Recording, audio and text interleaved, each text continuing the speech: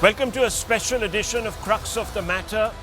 Viewers, as we build up to the election in Bihar, it is becoming clear that it is destined to become a referendum on the promise or suitability of Tejashwi Yadav, the inheritor of Lalu Prasad Yadav's political legacy. This is because the MGB or the Mahagathbandhan,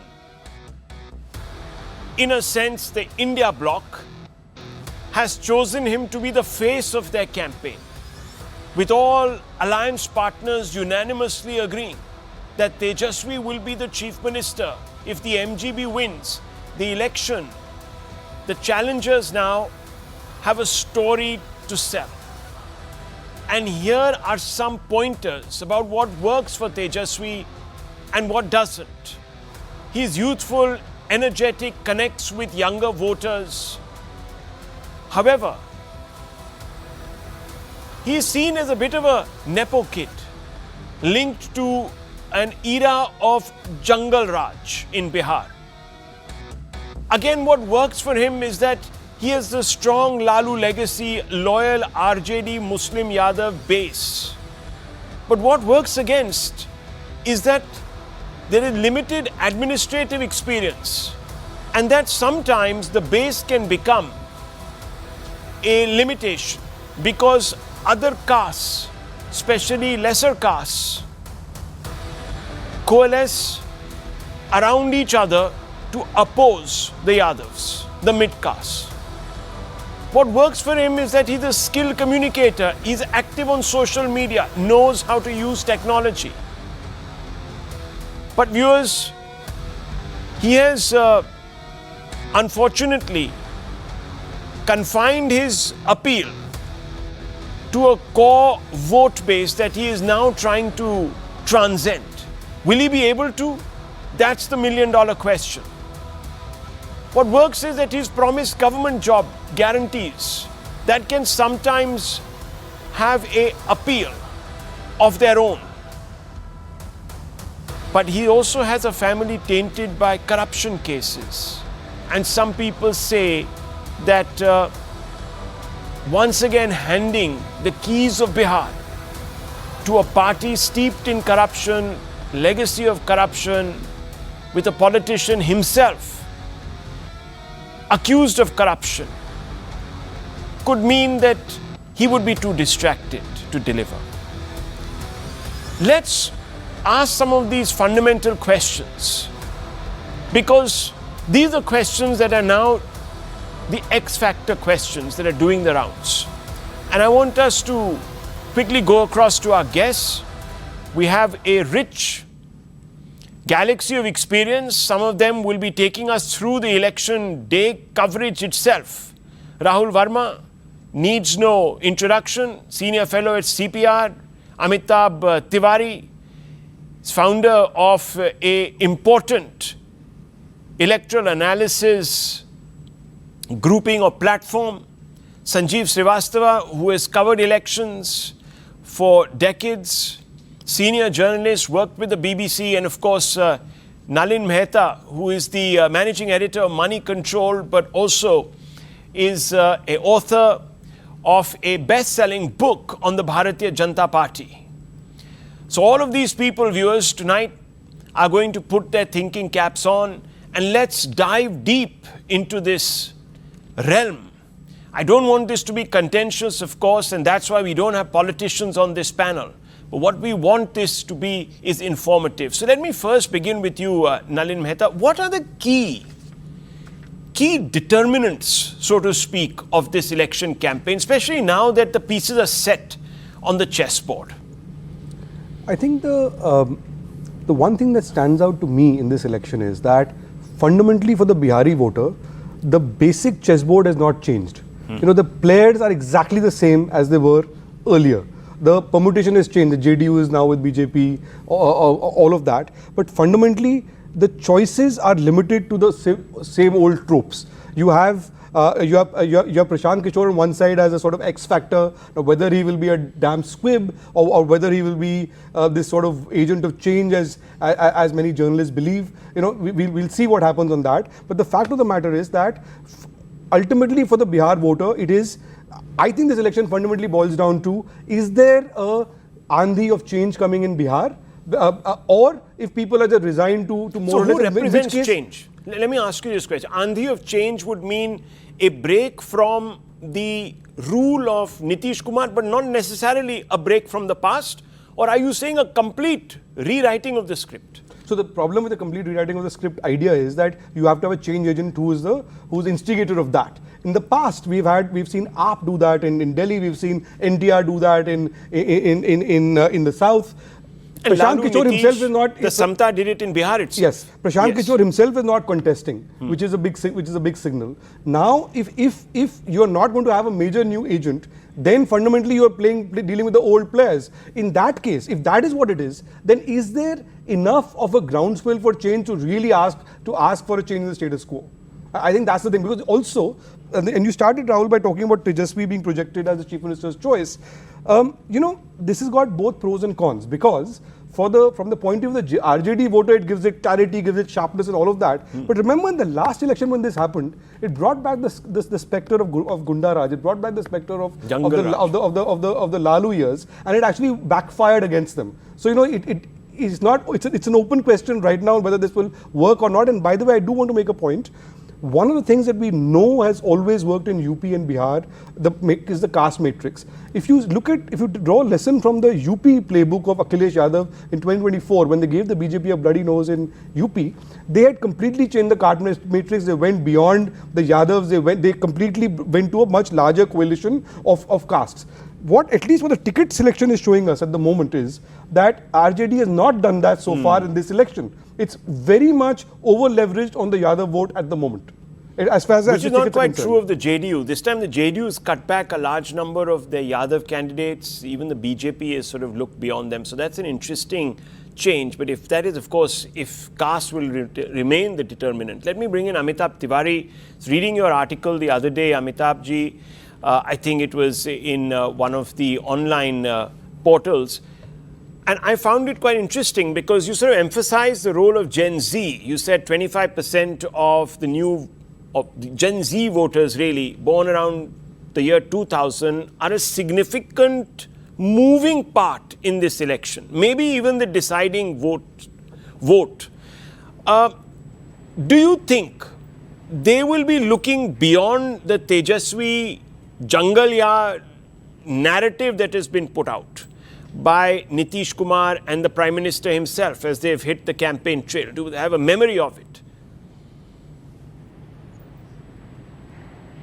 Yeah, so Nalinji put it very aptly that the key question is there an urge for change, and is it strong enough to force voters to go for an alternative sort of a government? And is this urge for change getting consolidated in favor of Mahagathbandhan, or is it getting distributed or divided between now two claimants, which is Mahagathbandhan and the Jan Swaraj party? Now, if you see, the highest level of discontent is being shown or exhibited in this 18 to 29 age group, which is 25% of the vote base. However, compared to 2020, when Tejashwi found a lot of support amongst this vote base because he raised this issue of unemployment and creation of some 10 lakh jobs, this time the youth or the Jan Swaraj or the Prashant Kishore factor is also getting traction amongst the youth. So the youth, which is urging for change and perhaps not relating with Nitish, who is now 2.5 times, 3 times the age group, is also not very solidly backing behind Tejashwi. Now he has announced this Sarkari Rozgar Yojana. However, the youth, which is educated and young, also sees that it's an impractical sort of a solution. So that level of confidence whether Tejashwi can take Bihar forward on the road of path or the path of development, I think that is still the missing piece, and we'll have to see whether he is able to convince the voters, largely the younger lot, to not to get distributed between Jan Swaraj and Mahagathbandhan, but to largely consolidate behind Mahagathbandhan, because that is what will be required to dislodge or bring any kind of change. Because largely it's now a seat by seat hyper local contest also we have to see, in the absence of any overarching theme. The overarching theme perhaps in the last election was COVID mismanagement and unemployment. Yeah. This time you can say the Mahila Rozgar Yojana, including unemployment as well, are largely the overarching themes. But Mr. Tiwari, you sort of suggested that this time the youth is not buying into the promise of jobs. What empirical data can you extend to substantiate that point? Has there been sort of a vote survey or some sort of analysis on this, or is it just because Tejashwi was Deputy Chief Minister for a bit, he had made those promises, failed to deliver, so the voters are more circumspect? Or is it because the other side, which is of course the ruling NDA and even Jan Swaraj, have done the math and have presented that sort of math to the public by the way of a fact check? Yeah, so if you see the trackers which we have been conducting at Vote Vibe, the highest level of anti-incumbency is amongst the 18 to 29 age group, which is around 57%. But the Mahagathbandhan is getting only around 40% support from this 57%, and 17% is getting distributed towards the Jan Swaraj. And the NDA is retaining some 30-33% vote share. See, what has happened is that Prashant Kishore, by constantly targeting the educational status of Tejashwi Yadav, has made some dent among the popularity of Tejashwi Yadav amongst the youth. Because Padhai Likhai is considered very sacred in Bihar, and the youth voters, perhaps a section of them, feel that Tejashwi's educational qualification could come in the way of his promise of bringing mass scale changes or development or creation of a new Bihar. So I think if you compare to 2020, both brand Nitish, because of the fatigue factor, has weakened and has weakened significantly. Okay. But you also see Tejashwi, I would say, weakening marginally compared to 2020 election. So let me then open this up to Rahul Verma and Sanjeev Srivastava. Rahul Verma, I have to ask you this question because both our panelists have referred to change. And could you explain what change constitutes? Because all I'm seeing really, the big change is that one of the principals has jumped from one camp to the other. So voting for either side really at the end of the day means bringing back a bit of both. So Rahul, thank you for that question. Change actually lies in the eyes of beholder. So the way you want to see the change.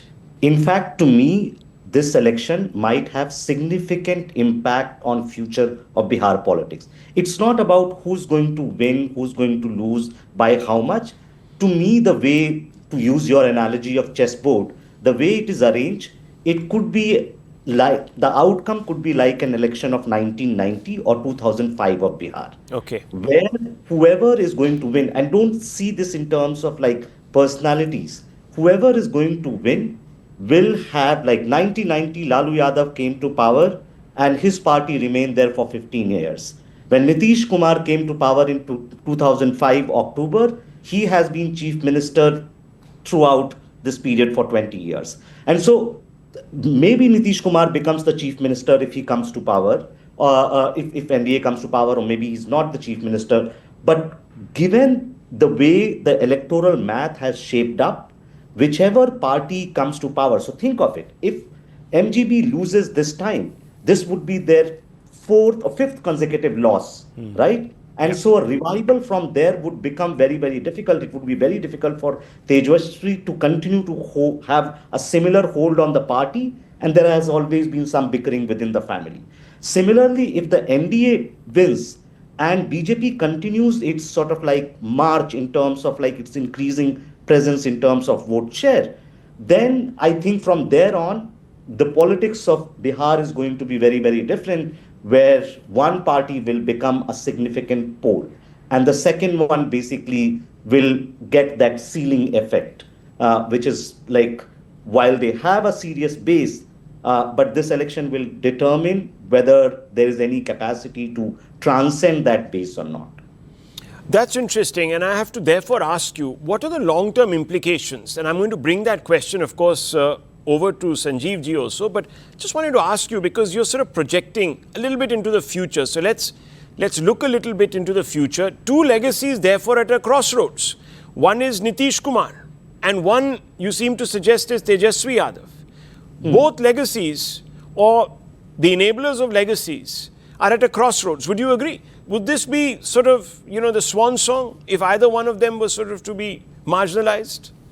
True. And in some ways, both legacies sort of like come from the same old politics of anti-emergency, anti-Congress politics, and then the Mandal politics, right? Mandal Lohia politics. In some ways, this politics in 2025 is at sort of like I wouldn't say sort of like end, but it's waning. And there is a new force, right, which is in terms of like BJP or assertive Hindutva that has been gaining momentum.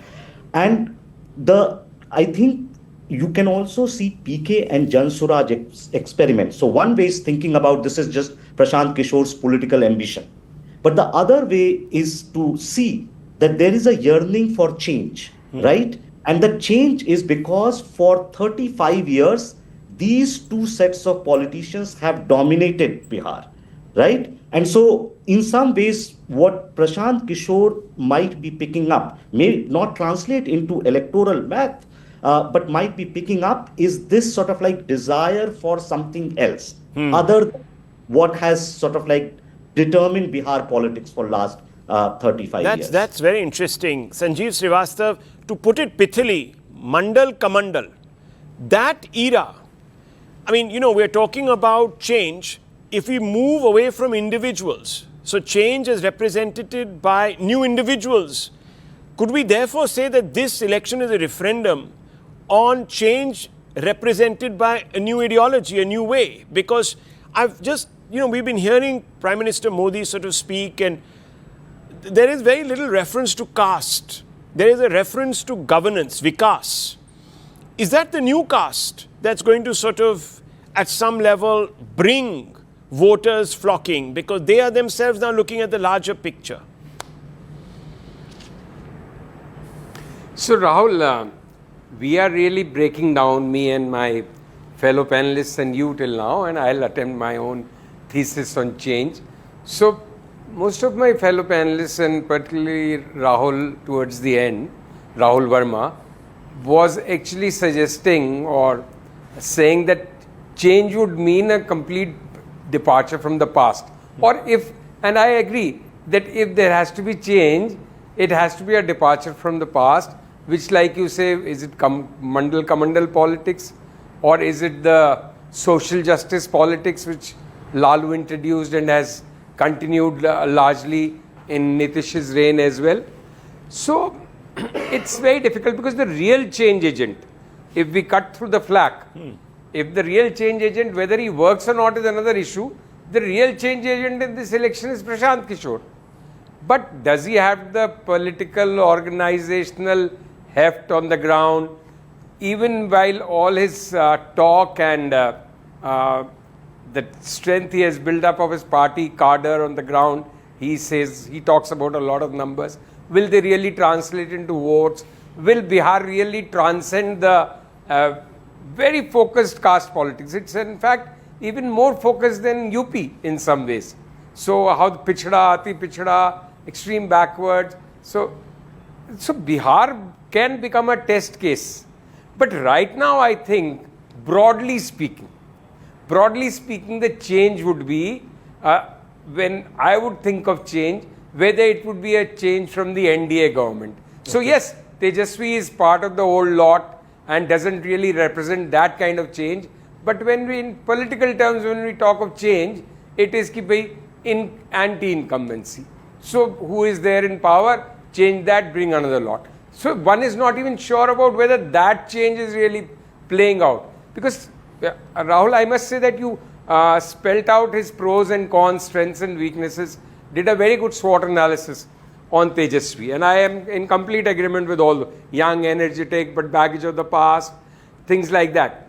But sometimes what happens is, like you were referring to Amitabh Tiwari's Gen Z thing, that 20 years is a long time for 18 to 29 years voter. Yeah. They don't know of Jungle Raj. But still is Tejashwi with his, again it was mentioned, with his educational qualification, is he the answer for change? It's all very difficult. I think broad trends are that the women voters seem to be quite enthused, like we saw in MP, like we saw in Maharashtra.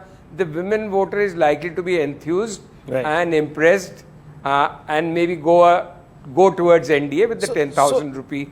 So let me. Will that women voter number go ahead. surpass or will be equivalent to the disgruntled Gen Z voters and those who are yearning for change? Is $1 million question. We'll only know the answer on 14th. But of course, there are a large number one of... final take. Yes. I think announcing Tejashwi is much better for the Mahagathbandhan than being ambivalent and not taking a stand. For good or bad, they have announced their choice, and so it makes things clear for the electorate. And also for the cadre. Just one quick question, Nalin, and you can please weigh in with what your view is.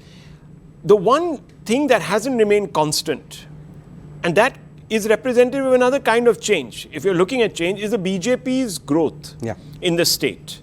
Now, many people will say that that is another emergent pole that we're overlooking, because the one thing the voters haven't done is to give the BJP a chance. You see, the BJP entered this race to say you've given the RJD, you've given the JDU, you've given all the other, you've even given the Congress, but you've never given us. That's the same kind of appeal that was made by the BJP in Delhi. 15 years or 12 years, you locked us out. Before that, with the Congress, you haven't given us a chance. Is that the change? Is that really going to be the new normal in Bihar? The BJP's emergence... Yeah, both of you can answer that. Let me just come out to Nalin since he raised his hand, and then you can have your view, and I can open this up. Yeah. So on the BJP question, and I think Sanjeev said something very interesting about, and I want to pick on the point that he made about that caste being a more important factor in Bihar even more than UP. I would like to add another point to that, which I agree with him entirely. I'd like to make another point that organizationally, however, this famed BJP machine of the organization and the back end and so on, that in UP is always, in the last 10 years, has been much more robust than in Bihar, right? So in Bihar, while caste may be more important, but the BJP organizational machinery is not as strong as it was in UP. And in UP also they floundered in 2024, right? So BJP has structural disadvantages compared to, say, other states in North India, in Bihar. However, you are absolutely right. The BJP has made huge leaps and bounds in Bihar. And I'll give you an example. In the 2015 election, BJP in the seats that it in the seats where it in vote percentage and seats where it won, percentage was 37.4. Okay. In 2020, that went up to 42.56%. I.e., that its strike rate went up significantly higher in the seats where it was contesting over there. Right, the overall vote share was about 19%, but in the seats where it was contesting, it was 42.5%. Now that we have seen a concentration of the BJP vote in conjunction with its alliance partners, much more in Bihar, because it's been much more scientific. Can I talk about the women point? Yeah. On the women point, and again Sanjeev said something very important about the Mahila factor. We've seen that being a decisive factor in Maharashtra and Haryana over 2024. I have a data point here. Going back from 2019 to 2020 to 2024, as far as seats where women's share is higher than the state average, the data is very clear that election after election, BJP and JDU have won a significantly higher percentage of those seats than RJD and Congress. That's interesting. Yes. Sanjeev ji, very quickly, and I want quick views on the BJP on from both Rahul Verma ji and Amitabh ji. Yes. So very quickly, last point, the women thing which Nalin was talking about, it's BJP and JDU that women have weighed in for. But since 2008 or 9 election, it is the Nitish Kumar factor. First bicycles for schoolgirls, then prohibition, and now this 10,000 rupee. Nitish Kumar has been the #1 party for women, not the BJP. Second is about the BJP really transcending that threshold. Again, Nalin was right. Organizationally, they are not in the same league as they are in a state like UP. The other big factor is they don't have a face either like a Devendra Fadnavis was in Maharashtra, where they came from behind to catch up and become the number one party in the last couple of elections. Nor do they have a Yogi. So they don't have any face. Their problem in Bihar is quite like West Bengal. So that's There's why no clear face. So that's why the projection of Tejashwi works in one sense, because it coalesces around. So let me just quickly bring in Rahul Verma. We have about 3 minutes, and Amitabh ji on this point. The lack of a face from the BJP, is that really a drawback, or is that something that psephologists and analysts look at, but not quite the voter?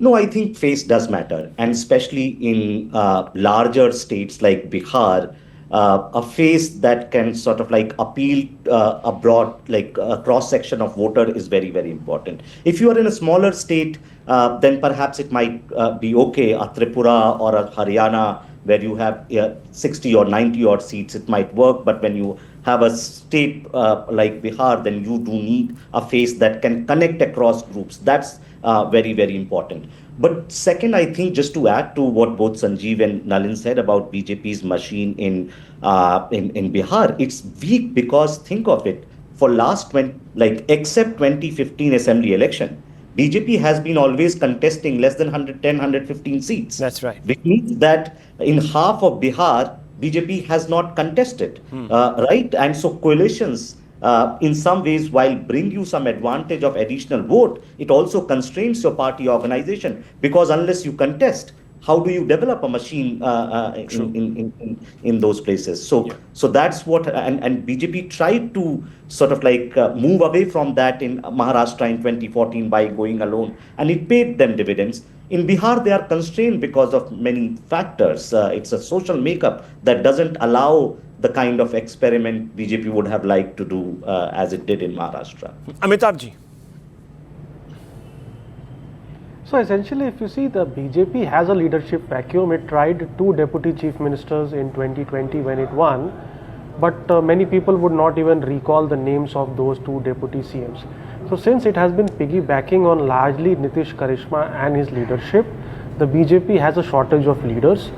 And leadership plays an important role, because as per VoteVibe survey, our survey, around 15% of people are likely to vote in the name of the chief minister. So they need a face to whom they will be backing. Now, Tejashwi versus Nitish, even if BJP, Modi or Prime Minister Modi or Home Minister do some control damage and announce Nitish as a clear CM face, what is a question mark in the minds of the people is that who after Nitish? That leadership vacuum or that question mark. See, Bihar is very politically aware. It's not a state like Rajasthan or MP where you can, I mean, not to demean anybody, but possibly put in some lightweight people as well on the chair. So that is going to be a tricky, because Tejashwi presents a battle of past versus the future. Correct? Nitish can be CM, but for how long? So that face people are not able to see. Tejashwi versus who? And that's going to be a big question in this election. And is that going to be a determinant? Fundamentally, viewers, we'll have to wait and see, but this has been an enlightening conversation. Thank you very much, gentlemen, and thank you, viewers, for watching.